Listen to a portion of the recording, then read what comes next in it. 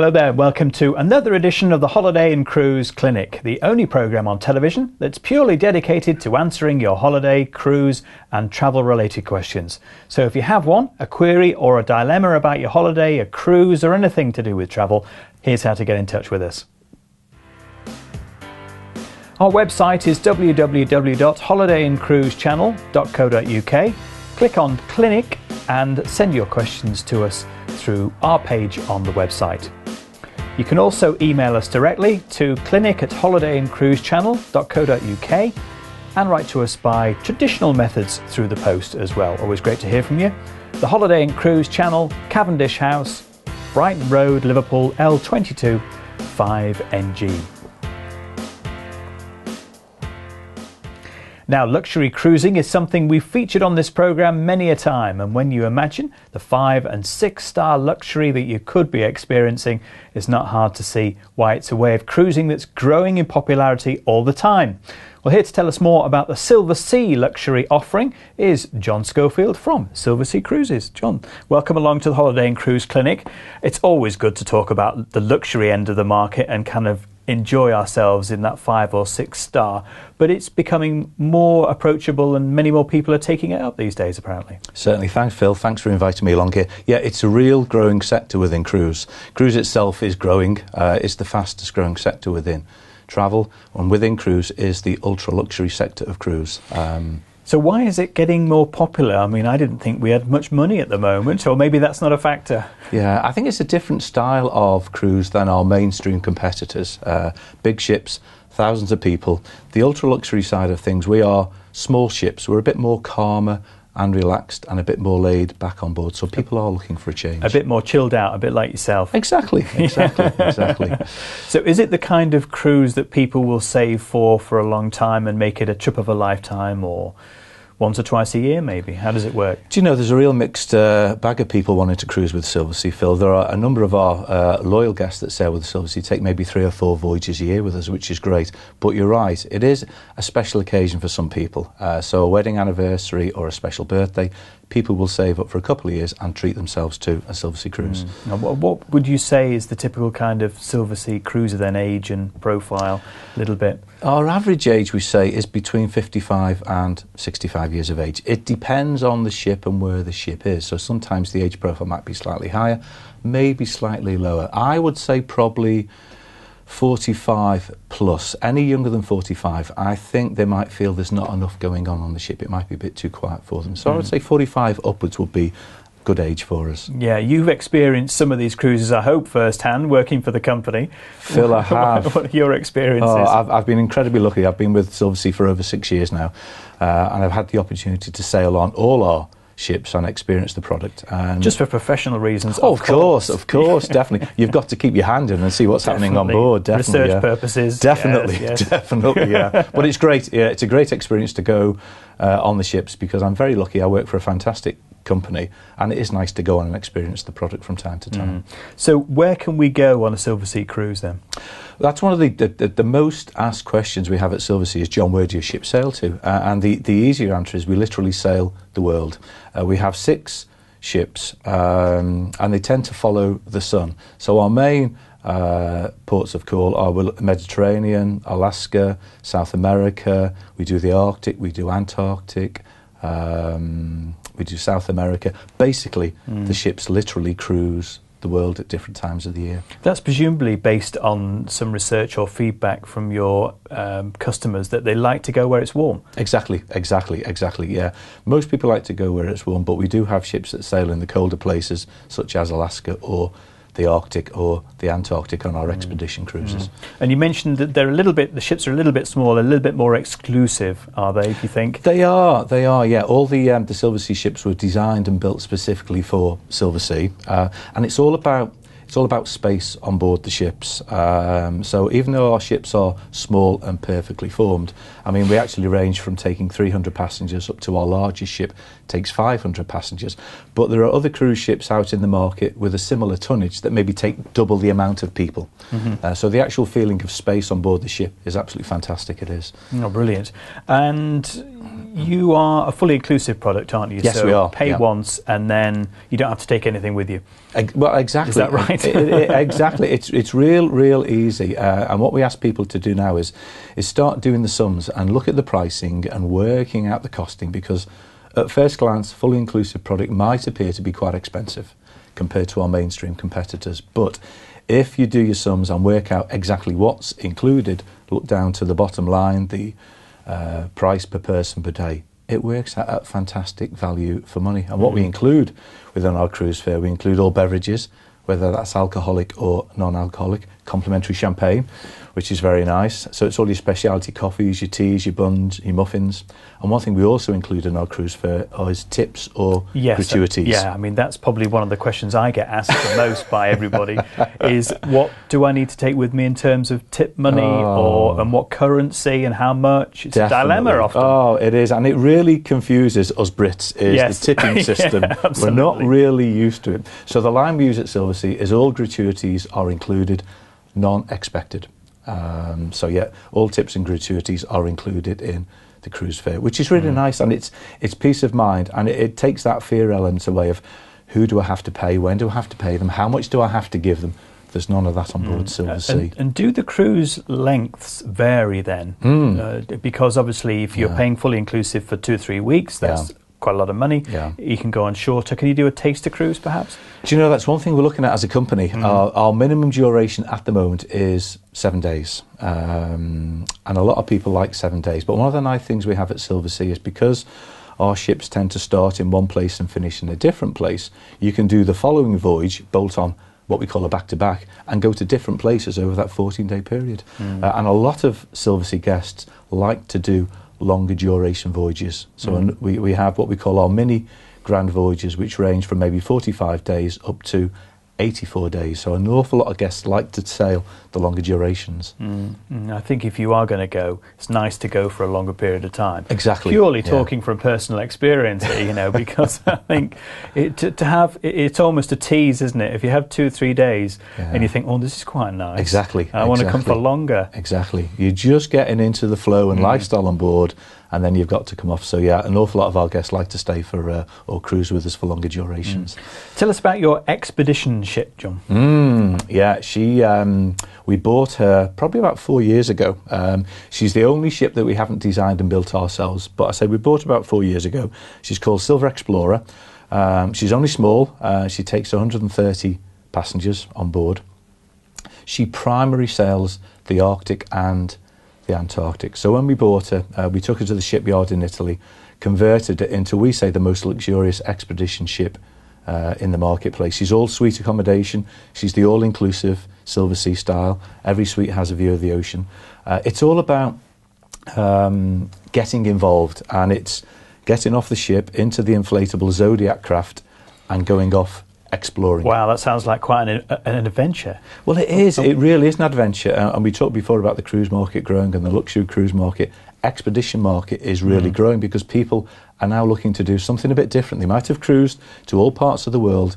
They want something a bit different. You mean you can only pamper people for so much? Exactly. Take so much pampering, and then you need to have a bit more excitement. Oh, I know. But we get fantastic reviews back from the expedition ship because where it would really you is. be? Where would we be in our Zodiac craft? I like the idea of that. But one of the nice things about is getting off the Zodiac craft, landing on the ice, and maybe going a walk to play with or look at the penguins, which is absolutely fantastic. And one of the nice things we have on our website, we have daily blogs sent back from the expedition ship with what we did the day before, what we're going to do today, what we're going tomorrow.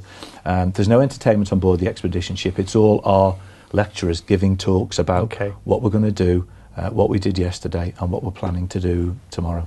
So it's a totally different cruising experience. It does sound like that, but if you did just want to visit some really interesting places and get up close and personal to some wildlife, some interesting wildlife, then can you just sit with your book and just take it easy? You don't have to go to all the talks or all the seminars? Not at all. And we do find a number of guests do like to just have the experience of the ship and just chill. But I have to say the vast majority of guests do get involved. They do go to all the lectures, They do go off and play on the Zodiacs with all the expedition crew. So most people do want to join in on the expedition ship, definitely, yeah. Okay, good. Well, let's join in and chat a little bit more about where we can go and what we can do, and the kind of people. I'm interested in the stories of them as well. Just a few moments, John. Yeah. As I say, we'll be back in just a couple of minutes with John and our luxury look at cruising.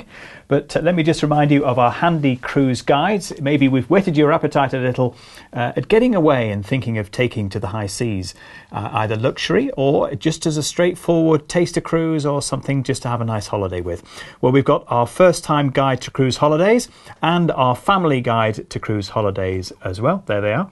They're both available absolutely free of charge. All you have to do to grab a copy of one or both is to give us a call on 0871 423 4444. Calls will cost you 10p a minute from a BT landline, and calls from other networks and mobiles may vary. You can also request copies through our website, by far the best way of doing it because it's free, www.holidayandcruisechannel.co.uk, and you can have a look at all the other good things we've got online as well. So while you're doing that, we'll take a quick break. See you back here with John and myself in a few minutes' time.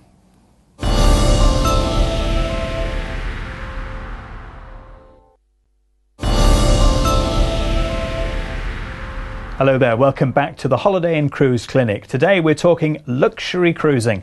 And remember, if you have a question on cruising or anything else to do with travel, holidays, anything like that, do get in touch with us. Our website is www.holidayandcruisechannel.co.uk. When you go to the website, just click on the clinic page and send your questions to us online through the website. You can also email us directly.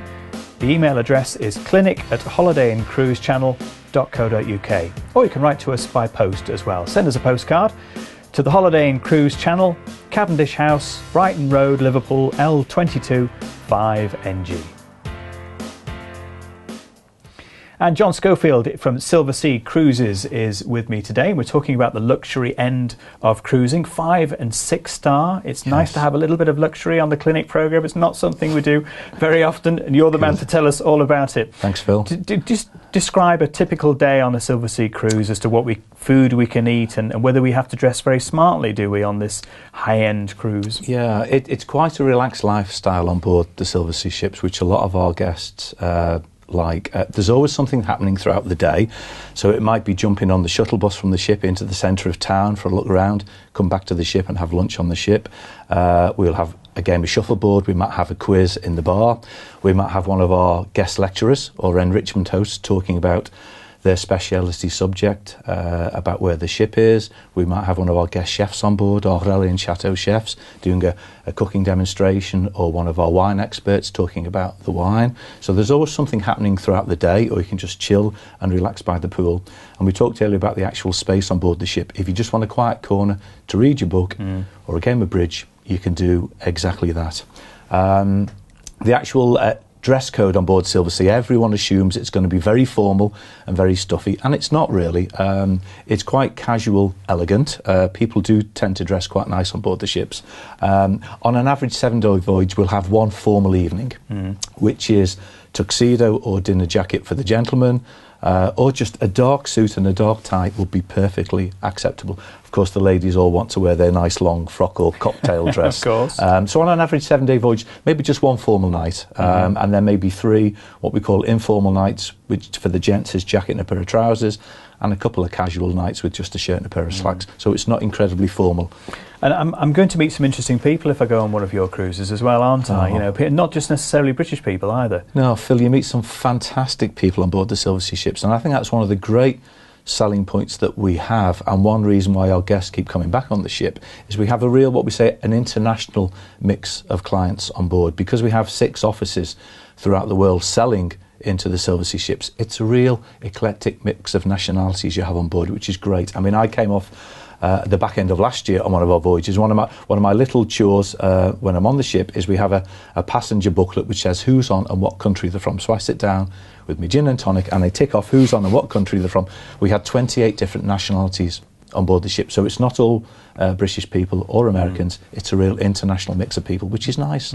Absolutely. Now, we talked a little bit about the age of profile of people who are on the Silversea Cruises as being around 55, something like that, maybe a little bit more than that. Of course, you get to that stage, and we have a lot of questions from people who write to us on the programme about what we can do about going on a cruise if we're on our own, for example. Now, how does that work with you? The singles market is a real growing market. On board the ship, we don't have any single suites. They're all double occupancy. So it tends to be a contentious issue is, do we charge double for a single traveller? And to be honest, we don't. There are a number of voyages where we'll just charge maybe a 10% supplement, a 25% supplement, or just a 50% supplement for a single traveller. So we do get an awful lot of single travellers sailing on Silversea that might have sailed with a partner, the partner's passed away, but they like that safe, secure feeling of being on board a Silversea ship, so they come back as a single traveller. And we always are, on the first evening, we will always have a cocktail reception for our single travellers, so they can come along and meet like-minded single travellers. When they go into the restaurant, maitre d' will always offer our single travellers, do you want to dine by yourself, or would you like to join some other single travellers on one of the tables? So we always make our single travellers feel very welcome aboard the ships. And are there any? Have you got any success stories of people pairing up? Do you know, I'm sure there must be, Phil. I've not heard of any, but I've met, the times I've been on the ship, I've met some lovely single travellers because they always want to talk to you and interact and chat. And there's some fantastic people I've met because they do feel at home. Absolutely, and I think whether you're going on a cruise or just going for a holiday by the pool, don't be afraid of going on holiday on your own. Because there are people there 9 times out of 10 to welcome you on holiday, and if you are on your own, chances are you're a bit more outgoing. You'll chat to a couple of people you may not chat to if you're with your partner. Phil, exactly. And the nice thing about the size of our ships, because we're only small and we don't take that many people on board, you do see people on a regular basis, so you might see them at breakfast, you might see them by the pool, you might see them at the bar. So you do meet them, a cheery hello, can I join you for a drink? So you do meet people and see people on a regular basis, which is really nice. So you can establish friendly relationships, definitely. So how do you keep the interest level going with this? I appreciate that cruising has, increased tremendously as a holiday passion for people these days now. How do you look around and see what other people are doing in order to keep things fresh and new each year? Yeah, I think we have to, Phil. And one thing we always like to try and do every year is introduce new ports of call or destinations for the ships to visit. And because our ships are only small, one of the nice things about that is we can visit a lot of the ports that maybe the larger cruise ships can't go into or don't want to go into. So a lot of the places we visit are a bit different than our mainstream Such as where, for example? Well, one of the nicest place I like is Monte Carlo, which is absolutely fantastic. So we can berth right in the centre of Monte Carlo at their new cruise terminal.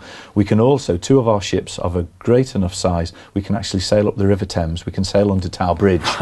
And we berth alongside HMS Belfast. And we do a handful of voyages from Tower Bridge back to Tower Bridge. We do our famous Round Britain voyage, which calls up at Scotland, over to Ireland, south coast of Britain, back into London. And it's just, I've been lucky enough to sail out of Tower Bridge twice, and it still makes the hairs on the back of your neck stand up. I bet it does. Fantastic. It really start is. For your holiday. It really is. It's but great. Also nice if you don't want to fly anywhere. Well, exactly. And I think as a company, it's something we're going to introduce more in the future years, is do more UK-based sailings. I think this year we have 15 sailings departing from the UK, from London and Southampton, and I think as we look forward to the future, I think we'll have more departures from the UK for people who want the Silversea standard, the Silversea lifestyle, but they don't want to fly. No. And so tell us what you like in Monte Carlo then. Come on, I didn't really interrupt you when you were talking about that, but are you in the casino there, you living it up? It's beautiful walking around, and every year we do our famous Grand Prix voyage. So this year